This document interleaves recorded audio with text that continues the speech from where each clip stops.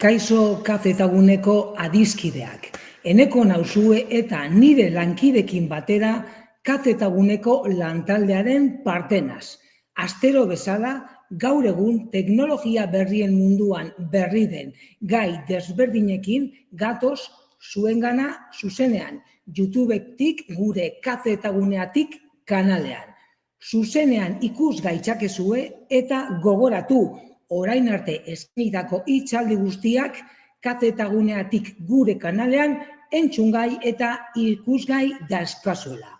Eskerrik asko kazetaguneko langileok osotzen dugun lantalde guztiaren partetik eta minutu entretenigarriak izan ditzazuela espero dugu. Beraz, ekin diezaiogun gaurko gaiari dagokionez. Eta zein da gaurko gaia? Biki digitalak, hau da, mundu erreala ziberespazioan erreplikatzen. Gaur, gure gaia biki digitalak edo digital twins deritzona. Beraz, ez dakizue ezagutzen duzuen ala ez, baina gaur gai berri batekin gatoz zuengana zuzenean. Pizkat gai honekin hasteko. Biki digitalak zeri deritzo baliabide, prozesu, sistema edo ingurune fisiko baten kopia virtual dinamikoa. Hau da, kontzeptu honekin gelditu zaitezte. Kopia virtual dinamikoa. Mundu errealeko bere kontrapartearen antzera portatzen den kopia, hau da, imaginatu munduan benetazko sistema bat dagoela, baina lainoan olako kopia virtual bat daukagula, datuen kontsumoa eta prozesuei erantzuna emateko erabiltzen da, eta azken finean mundu errealeko produktuen errendimenduari buruzko emaitzak txertatzeko sortua da. Azken finean zein da helburu nagusia, hau da, kopia virtualaren helburu nagusia, arazoak aurreikusi eta konpondu. Beraz, biki digitalak, hau da, modelizazio edo kopia virtualak. Zertarako erabiltzen dira? Frogak egiteko eta helburuak denbora gastuak aurreztu eta baita ere akatsak edo hutsegiteai saihestu. Azken finean, fabrikazioan aplikatzen den programa edo software moduko bat da. Hor adibidez pantailan eredu edo adibide bat jarri dizuet. Alde batetik goiko partean benetazko hegazkin baten turbina eta behan benetazko turbina horren kopia digitala edo kopia virtuala deritzona. Beraz, azken finean askotan, adibideak jartzen ditugunean dana hobeto ulertzen da. Hor adibidez, ikusten duzuen moduan petrolio geldoki bat daukazue. Alde batetik benetazkoa, real, jartzen dauena, eta bestetik digital twin edo biki digitala. Hau da, azken finean hori da benetazkoaren kopia digitala. Hor adibide gehiago. Beste adibide bat, hobetu ulertu dezazuen, hor adibidez langilea fabrikan daukagu, baina benetazko pieza erabili beharrean, benetazko pieza horren kopia virtuala, kopia digitala, biki digitala erabiltzen ari da. Hau da, kopia horregaz saiakuntzak frogak egingo ditu, eta prozesu guztia aurrera eraman eta gero benetazko pieza sortu egingo dute. Beraz hor, imaginatu, turbina baten biki edo kopia digitala. Adibide gehiago, kotxe baten kopia digitala edo hegazkin baten biki digitala. Azken finean gogoratu, adibideak jartzen ditugunean gauzak hobeto ulertzen baitira. Beraz, gogoratu, biki digitalak mundu erreala ziberespazioan erreplikatzen. Azken finean erreplika moduko batzuk baitira. Gauza gehiago, Nondik dator guzti hau? Gogoratu, 1978 urtean, hau da, Space Odyssey pelikula edo filma atera zuten, gauza zera da, astronautek espaziontxia edo espaziontxi baten funtzionamendua ordenagailu batetik kontrolatzen zutela, hau da, HAL 9000 ordenagailuk kontrolatzen zutela. Hori 68 urtean. Gaur egun etorkizuna da hori. Eta gaur egun biki digitalei zelan deitzen diogu 4.0 industria iraultza. Azken finean urteak eta urteak pasi dira. Baina gaur egun biki digitalak ez dira etorkizuna, baizik eta oraina. Eta 2002 urtean, Michigango Unibertsitatean Michael Greaves eta John Vickers batu ziren, eta azken finean, bi pertsona hauen helburua zein zan, edo buruan zein pentsamode zeukaten, sistema fisikoen irudikapen digitalak sortzea. Hau da, imaginatu, kotxe edo auto bat sortu baino lehen, kotxe horren irudikapen digitalea sortzea, frogak egiteko, eta gehi frogak egin eta gero, benetazko kotxe autoa sortzea. Eta hori 2002 urtean hain zuzen ere. Eta NASAk bebai, 2009 urtetik aurrera, bere espazio misioetan erreplika digitalak erabiltzen zituen. Espaziontzian errendimendua testatzeko, frogatzeko eta kudeatzeko, behin frogak egin eta gero, espaziontzia sortu eta espaziora bidaltzen zuten. Beraz gogoratu, naiz eta biki digitalen kontzeptu hau berria izan, badator atzetik. Eta azken finean zertarako erabiltzen da gaur egun, aerosorgailu, motor edo garabi edo gruen erreplika virtualak sortzeko. Eta zertarako arazo eta arriskuak saihesteko, funtzionalitate berriak testatzeko eta azken finean esperimentatzeko benetazko sistema sortu edo benetazko kopia fabrikatu baino lehen esperimentatu ahal izateko. Hala ere aurreragonik adibide gehiago jarriko dizkizuet. Beraz gogoratu, oraina ez dugu zientzia fikzioa, industria 4.0 iraultza, teknologia apurtzailea, zertarako kostuak murrizteko, optimizazioa bilatzeko eta produktu berriak bilatzeko. Beraz gogoratu, industria 4.0 kontzeptua. Izan ere dagoeneko gure ingurunean daukagu. Urratsak. Software edo programa hauen urratsak edo pausuak. Programa hauek denbora errealean datuak hartu egiten dituzte big datan oinarrituz eta zentsoretan oinarrituz. Hau da, uneoro programa hauek datuak hartzen dituzte. Informazio guzti hori bildu egiten dute eta adimen artifiziala, machine learning eta odeiko konputazioaren bitartez prozesatu egiten dituzte. Datu guzti horiek prozesatu eta gero, sentitu, pentsatu eta irudikapen bizia sortu egingo dute.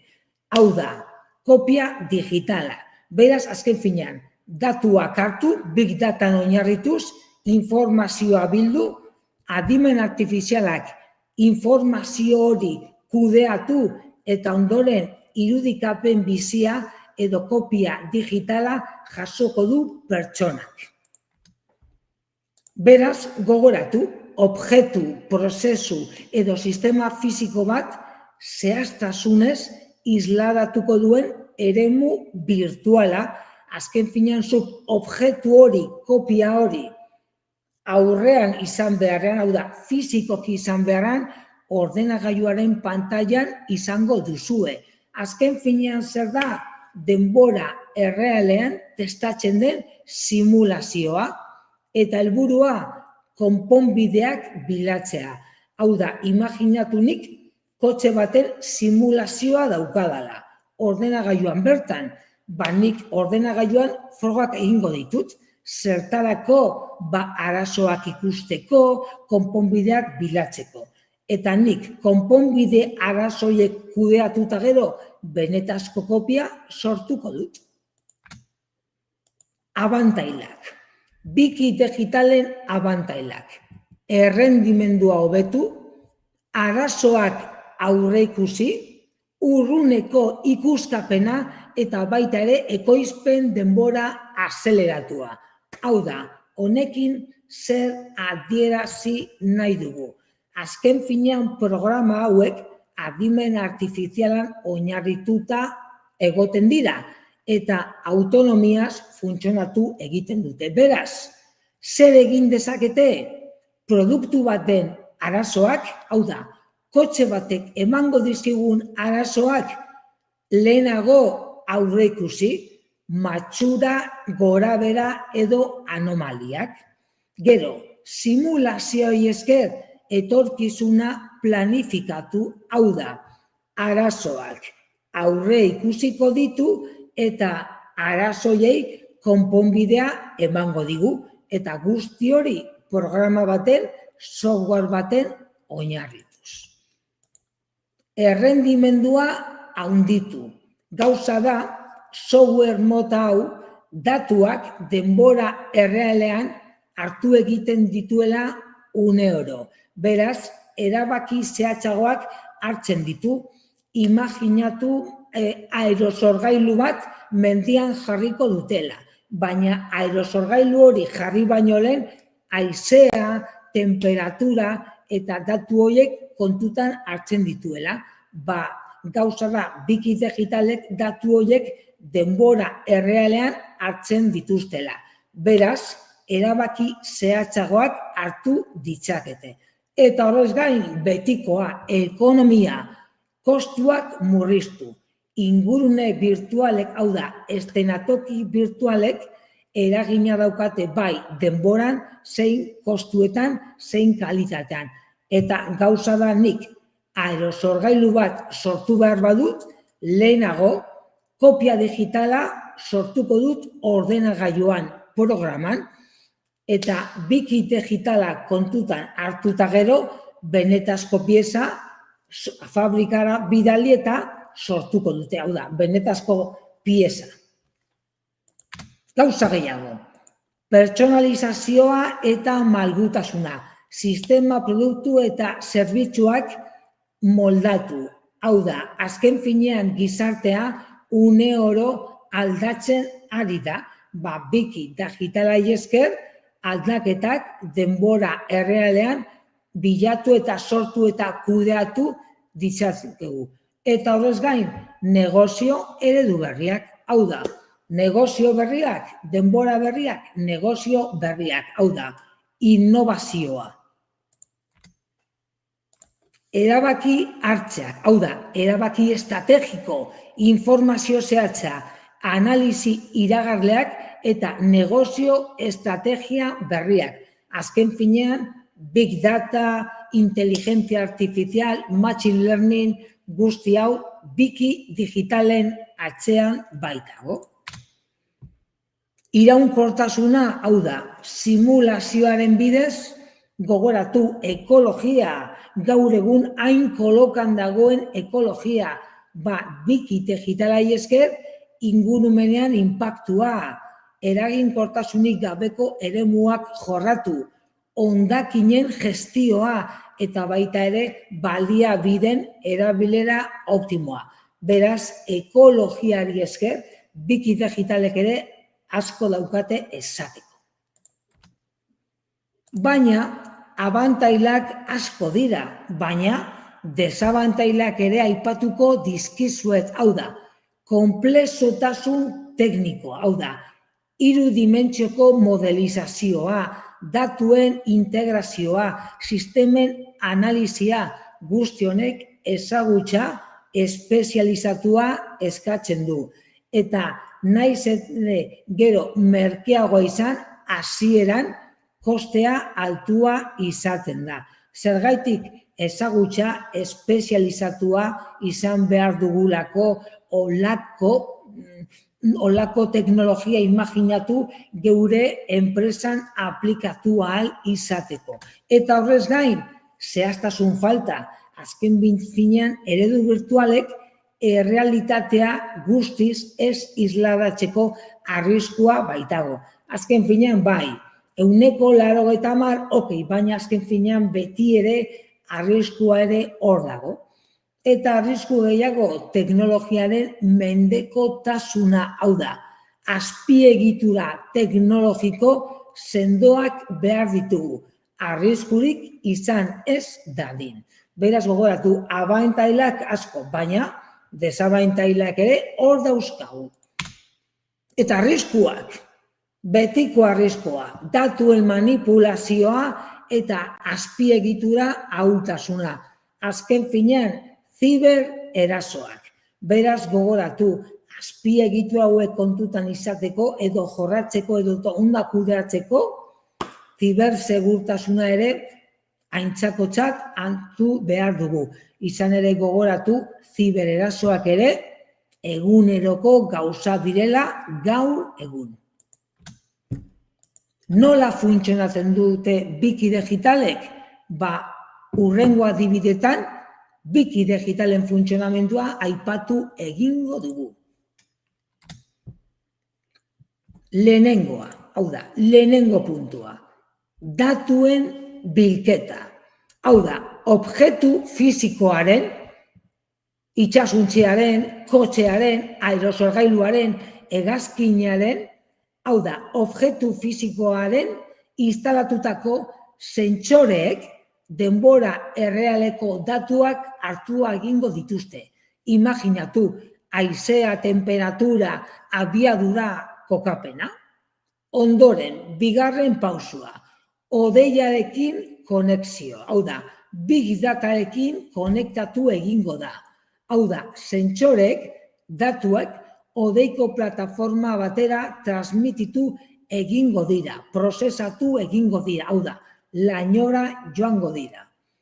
Hirugarren pausua, eredu virtualaren sorkuntza, hau da, informazioa objektuaren irudi digital dinamiko zehatza sortuko du, hau da, eredu digitala sortu egingo du. Laugarrena, zein da laugarrena? Analisi eta simulazioa, hau da, adimen artifizialak, machine learning edo ikaskuntza automatikoak protagonismoa hartuko dute, zertarako sistema edo pieza edo hegazkin horren etorkizuneko eszenatokiak aurrekusteko, zertarako arazoak identifikatzeko, aldaketak frogatzeko, azken finean frogak egiteko. Eta azkenengo edo bosgarren urratsa erabaki hartzea. Hau da, mantentze lan, errendimendu, optimizazio edo diseinuaren hobekuntza. Azken finean 5 puntu dira, goitik ikusita. Hala ere, interneten sartzen bazarie, hor, puntu hauek topatuko dituzue, baina zehatz mehatz. Azken finean gogoratu hauek hitzaldi laburrak direla eta gai bati buruzko ideia eta ezagutza hartzeko baino ez direla. Eta gauza da, biki digitalen arlo honetan ezaguna egingo zaizuen IoT, gauzen internetak edo Internet of Things protagonismoa ere hartuko du. Honi buruz ere askotan hitz egingo du, hau da, gauzen interneta, el internet de las cosas deritzona, izan ere biki digitalen prozesuan sensorek eta gauzen interneta protagonismoa hartzen dau. Ze imaginatu askotan bai, programa daukagula, baina programa erabilteko 3D betaurrekoak ipintzen ditugula. Beraz gogoratu, sentsoreen atzean, lehen aipatutako sentsoreen atzean, Internet of Things daukagula. Izan ere, gailu asko eta asko erabili ditzakegula teknologia hau martxan jartzeko. Adibidez, 3 dimentsiotako betaurrekoak adibide bat jartzearren. Horrez gain, adimen artifiziala eta machine learning ere atzean izango dituzue teknologia hau aurrera eroateko. Eta horrez gain, big data, objektu prozesu eta zerbitzu fisiko baten erreplika virtuala sortzeko edo mantentzeko beharrezkoak diren denbora errealeko datuak. Datuak, big digitalek datuak nondik hartuko dituzte? Big datatik hain zuzen ere, hau da, laburbilduz, saretik. Eta gogoratu, big digitalak eta simulazioa. Hau da, big digitala teknologia erabiliko dugu, produktu batekin simulazioak egin ahal izateko, eta produktu hori merkatura atera baino lehen, merkatu horrek eman dizkiguken arazoak ikuskatzeko eta konpontzeko. Big digitalen aplikazio praktiko edo adibide batzuk emango dizkizuet. Big digitalak fabrikazioan, imaginatu, automobilgintza, ibilgailuen segurtasun frogak, erregai kontsumoaren optimizazioa, material berrien garapena, mantentze prediktiboa, gidariaren edo zure esperientzia hobetzea, sistema autonomoak testatzea, eta baita ere, ibilgailuen fabrikazio optimizazioa. Osasunean, baita ere, organoak edo simulatzeko, doitasun medikuntza erantzunak, gailu mediko berriak frogatzea, ospital fluxu edo langile fluxua kudeatzeko, pazienten urrutiko monitorizazio, hau da, bai, zu etxean zauz, baina nik nire ospitaletik zeu kontrolatzeko urrutiko monitorizazioa, saiakuntza kliniko berriak eta paziente bakoitzari egokitutako tratamendu pertsonalak. Azken finean, big digitalak inteligentzia artifiziala eta big data hartzen ditu bere guztiak kudeatu ahal izateko. Eraikuntzan baita ere, etxe baten eraikuntzan, hau da, eraikinen diseinu optimizazioa, diseinuan gatazkak eta akatsak zuzentzeko, material berrien kudeaketan, ingurumen baldintzak simulatzeko, euria, hotza, beroa, azpiegitura mantentze lanak ikusgatzeko, hau da, etxe baten mantentzea, obrako segurtasuna, hau da, ni langile moduan nire segurtasuna, eta etorkizuneko edo gaur egungo hiri adimenduak eta ciudades inteligentes dalako horiek kudeatzeko. Hor adibidez, imaginatu, ibilgailu baten diseinua, prototipo virtuala sortu, ordenagailuan prototipo virtuala saldu, zertarako frogatzeko aldaketak berarekin elkarrera egiteko benetazko kotxea sortu baino lehen.